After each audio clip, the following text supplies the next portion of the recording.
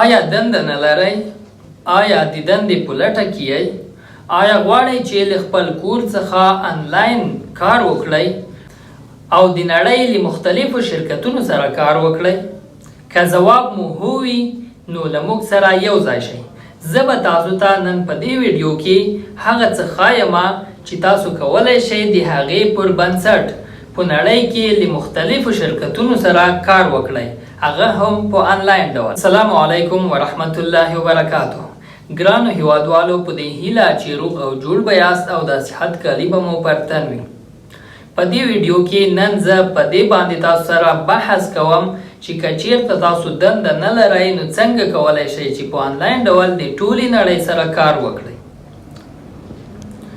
نو که چیرته تاسو ځینې مهارتونه زده کړي وي خو بیا هم تاسو د دندې په لټه کې وئ، د مثال په ډول د کمپیوټر په برخه کې ځینې پروګرامونه لکه ورډ، وینډو، همدا قسم ته ټول آفیس پروګرامونه، همدا قسم ته یا ګرافیک ډیزاین یا ویډیو ایډیټینګ، دغه پروګرامونه تاسو زده کړي وي خو تاسو نشئ کولی چې یو دفتر کې د ځان لپاره دنده پیدا کړئ. نو که دغه پروګرامونه چیرته تاسو زده کړي وي او بیا هم تاسو ته دنده نه پیدا کیږي نو تاسو باید څه وکړئ؟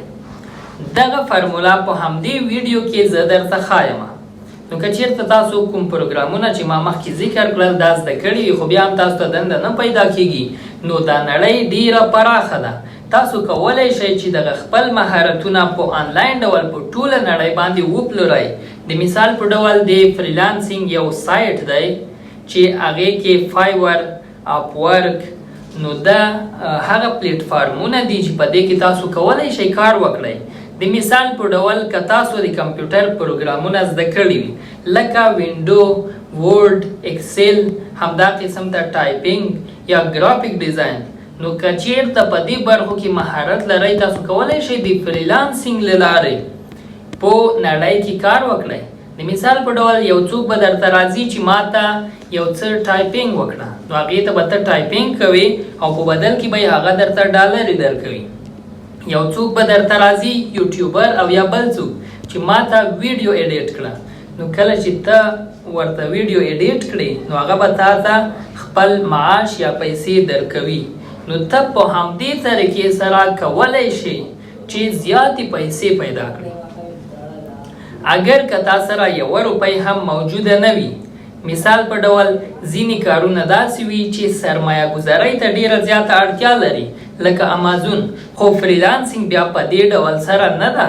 ته کولی شې له $0 څخه کار شروع کړې، یوازې پکې خپل اکاونټ جوړ کړه او طریقه د فریلانسینګ زده کړه چې موږ الحمدلله په خپل کورس کې په 2 میاشتو کې ورته د فریلانسینګ طریقه ښایو، په عمومي ډول سره ټوله طریقه ورته ښایو.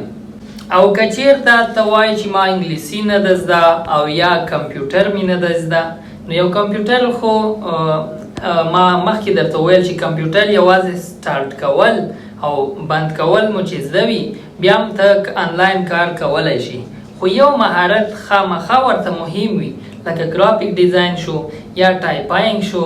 نو که چیرته دغه مهارتونه زده کول غواړئ او فریلانسینګ زده کول غواړئ نو له موږ سره یو ځای شئ.